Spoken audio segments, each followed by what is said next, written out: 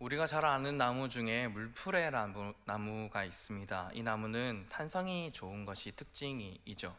그래서 운동을 기구를 만들 때나 그리고 가구를 만들 때나 그 농기구에 자루를 만들 때 그리고 악기를 만들 때 잘 사용됩니다. 그리고 대단히 키가 크고 꼿꼿한 줄기를 지니고 있고 또 마른 껍질이 줄기에서 벗겨져서 길게 늘어져 있는 것이 이 나무의 특징이기 때문에 혹시나 불이 나게 되면 산불의 진행 속도를 빠르게 하는 단점이 있지만 그럼에도 불구하고 워낙 키가 크고 또 아랫부분에 잔가지가 없기 때문에 나무 꼭대기에 있는 가지와 잎까지는 불길이 도달하지 못하는 나무라고 합니다. 그리고 이 나무의 놀라운 점은 또 다른 것에 있습니다.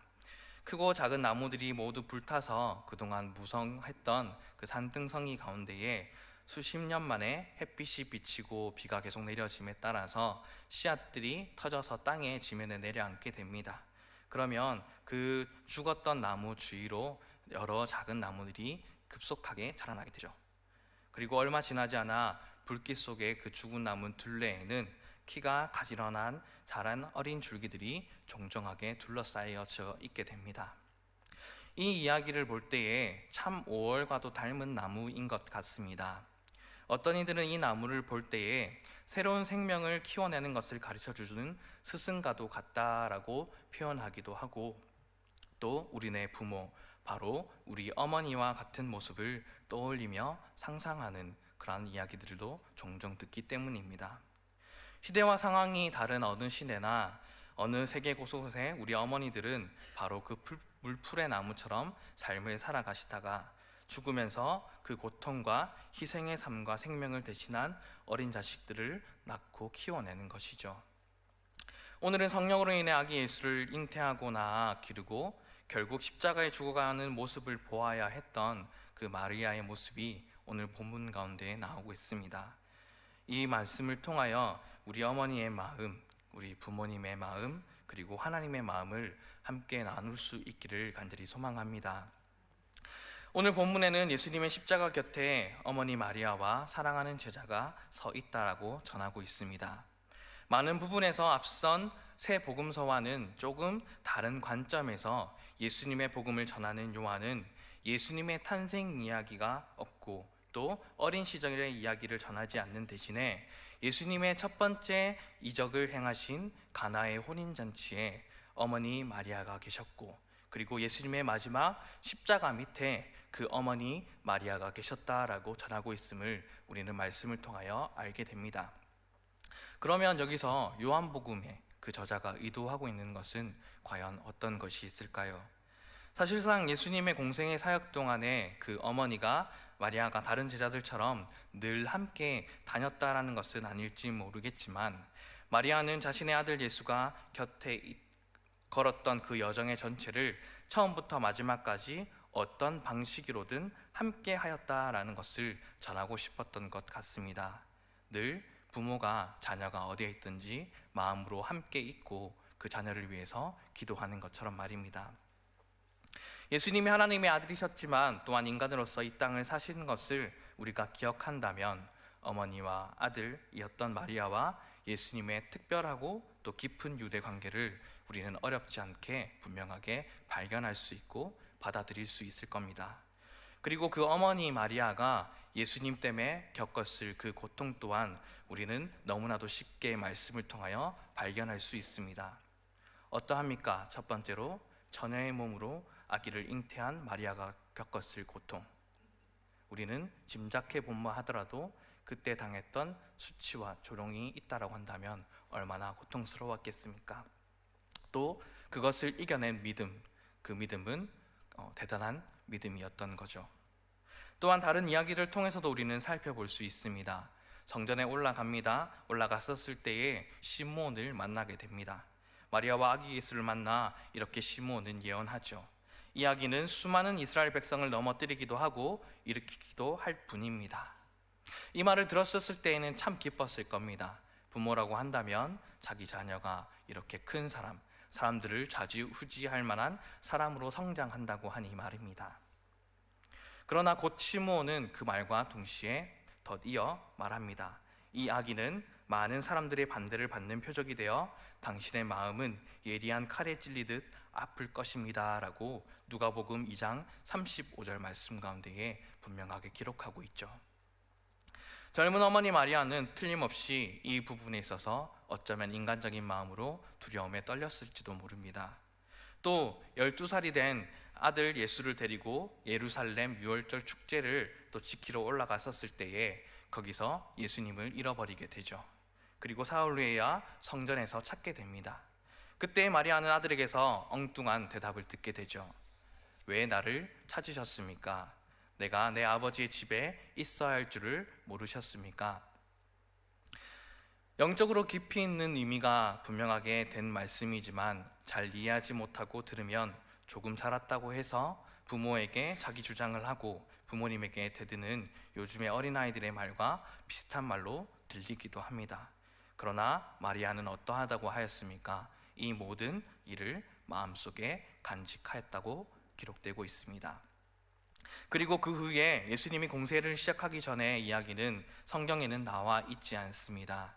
마리아는 그동안 아들 예수를 지켜보았을 것이죠. 그리고 천사의 예언과 시몬이 예언했던 그 내용들을 곰곰이 생각해보고 그 아들 예수가 어떻게 자라고 있는지 살펴보았을 겁니다. 그런데 오랫동안의 평범한 모습으로 자라났던 예수의 모습을 보았었을 때에는 한편으로는 다행이기도 하지만 한편으로는 초조한 마음도 분명히 들었을 겁니다. 그리고 드디어 예수님이 세례를 받으시고 복음 전파의 사역을 나가시게 되죠. 그럼에도 마리아의 마음은 편하지만은 않았을 겁니다. 예수님의 능력이 드러나게 되고 많은 사람들이 예수님을 따르게 됩니다. 그런데 많은 사람들이 역시나 그에게 적으로 많이 있었기 때문입니다. 그러던 어느 날 청년이 된 아들 예수와 함께 어머니 마리아는 가나의 혼인잔치에 가게 되죠. 거기서 잔치 도중에 포도주가 떨어지게 됩니다. 그때 그로 말미암아 주인이 욕을 받을 수 있을 만한 상황 가운데에 어머니는 예수님께 도움을 청하죠. 이 집에 포도주가 떨어졌구나.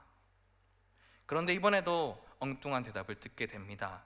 어머니, 그것이 저에게 무슨 상관이 있습니까? 아직 제 때가 아닙니다. 그러나 마리아는 하인들에게 무엇이든지 그가 시키는 대로 하여라 라고 이름으로써 아들에 대한 확고부동한 신앙을 보여줍니다. 그런데 이제 십자가의 아래 선 어머니를 보신 아들 예수는 마지막으로 말씀하십니다. 이 사람이 어머니의 아들입니다. 여기에서 제자에게 어머니를 맡김을 통해 예수님 안에서 새롭게 하나님의 가족이 되는 교회 공동체를 의미하는 부분이 분명히 존재합니다. 무엇보다도 하늘에 계신 아버지 하나님의 뜻대로 행하는 자라야 예수님의 형제요 부모라고 여기셨던 것처럼 예수님이 중요하신 것 바로 아버지의 뜻, 그분은 십자가에 달려 죽으시기까지 하나님의 뜻에 순종하시며 다 이루신 그 의미를 이제 성도들에게 먼저 하나님의 나라와 그 일을 구할 것을 가족의 공동체의 의미를 확장하고 또 분명하게 하고 있었던 것입니다. 그리고 또 어떠합니까? 부모, 자녀 간에 서로를 바라보는 마지막 모습 또한 분명하게 담겨져 있습니다. 예수님은 십자가 고통을 당하시는 가운데서도 자신을 지켜보는 어머니를 향한 사랑의 마음을 표현하게 됩니다. 그 무엇보다도 장자였던 예수님이 죽고 났을 때의 어려움을 생각하며 자신이 사랑하는 제자 요한을 아들의 어머니의 아들로 소개하면서 어머니의 앞날을 위탁하고 있는 것이죠. 그분은 하나님의 아들로서 하나님이 사람에게 주신 10계명 중에서 5번째 계명인 내 부모를 공경하라라는 계명을 끝까지 마음에 두고 어머니를 향한 사랑을 표현합니다. 성도라면 이렇게 해야 될 것입니다. 보이는 사람을 사랑하지 않으면서 하나님을 사랑한다고 말할 수 없습니다. 그러하기에 성도들은 그 누구라도 서로 사랑해야 하며 그로써 예수님의 제자임을 드러낼 수 있는 것입니다. 로마에 있는 성 베드로 성당에 가면 유명한 미켈란젤로의 조각품이 있습니다. 아마 사진으로도 한번 보신 분들이 계실 텐데 그 조각품은 피에타라는 조각품입니다. 그 조각품의 이름에 피에타라고 이름이 붙여졌는데 십자가에서 처형당한 아들 예수를 오른팔로는 머리로 안고 다리를 왼팔로 감싸며 그 몸 전체를 무릎으로 위에 놓고 죽은 아들 얼굴을 슬픈 얼굴로 내려다보고 있는 예수 어머니의 마리아의 모습을 조각하고 있습니다. 피에타라는 것은 라틴어에서 온 것으로 여성스러운 행동, 즉 효도라는 뜻이 있습니다. 여기서 영어의 경건이란 말이 나왔고 믿음이란 말도 이 말에 포함되어 있습니다. 그러면 효도라는 것은 경건과 믿음이 한 개념으로 통하고 있는 셈이겠죠. 미켈란젤로는 왜 이렇게 죽은 아들이 예수님의 품에 안겨있는 이 가슴 아픈 모습을 피에타, 효도, 효성스러운 행동이라고 하였을까요? 우리가 흔히 생각하듯 효도가 부모님을 편하게 해드리고 잘 살게 해드리는 것이라면 앞서 우리가 알아보았듯이 예수님은 늘 부모님을 염려케 하는 불효자입니다. 만약 효도가 내가 잘 되어 성공하고 머리털 하나 상하지 않고 온전히 보존하는 것이라면 예수님은 어머니의 눈앞에서 십자가의 처형을 받고 죽어간 사형수였으니 그 누구보다도 엄청난 불효자입니다. 그러나 십자가에서 돌아가신 예수님이 어머니 마리아의 품에 안겨있는 그 조각 피에타가 보여주는 효도는 살았을 때든지 죽었을 때든지 어머니 가슴에 안겨있는 그 자체가 바로 효도라는 겁니다.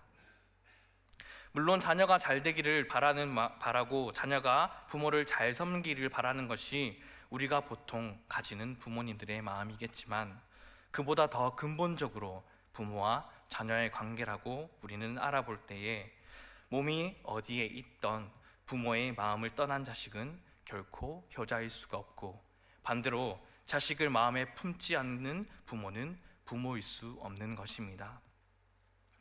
하나님에 대한 믿음 역시 마찬가지입니다.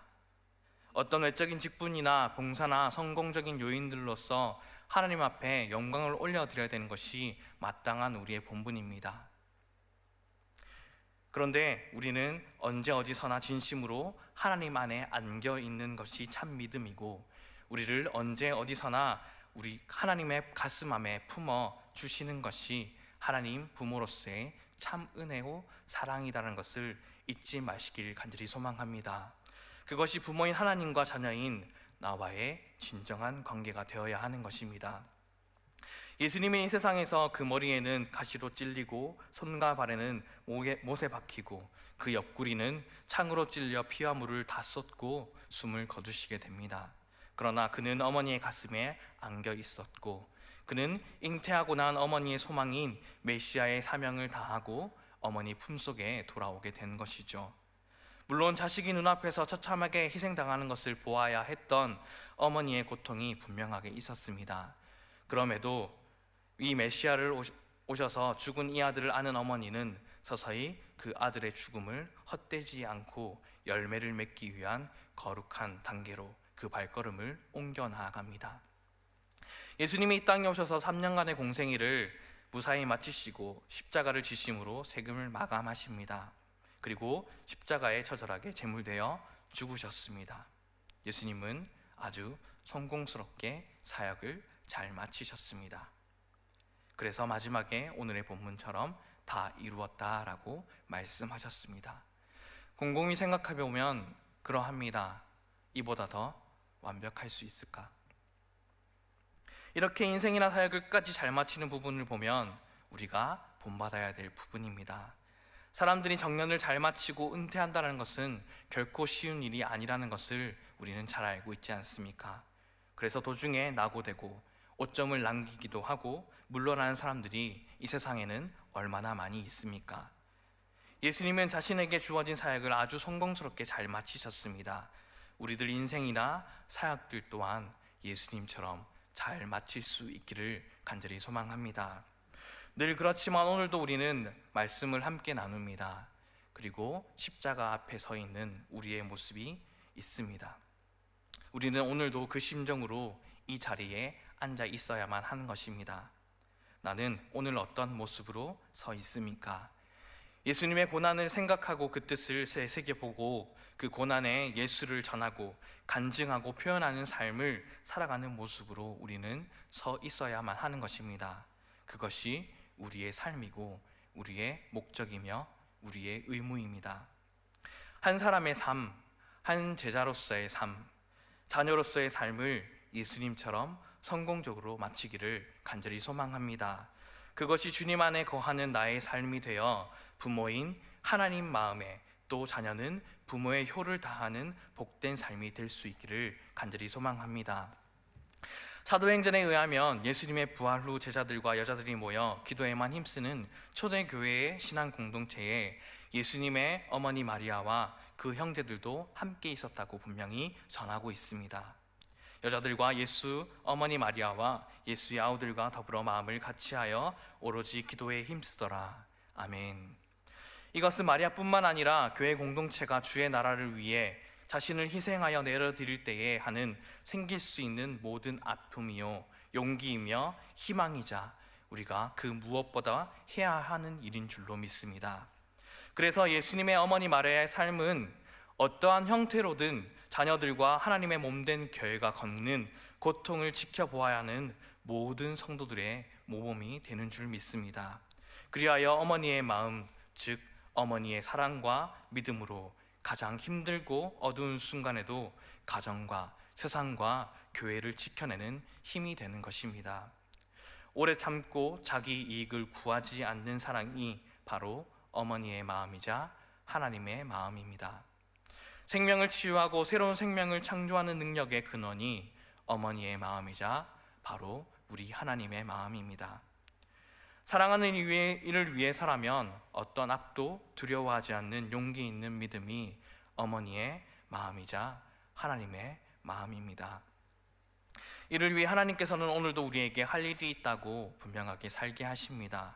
그 일들을 또 할 수 있도록 응원하시고 격려하십니다.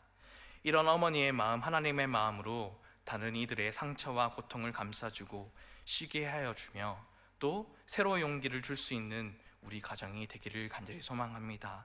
또한 우리 전화교회가 됩시다. 그리고 그렇게 만들고 우리 사회와 이웃들, 온 세계를 만들어가는 저와 여러분이 될 수 있기를 간절히 소망합니다. 다 함께 기도하겠습니다.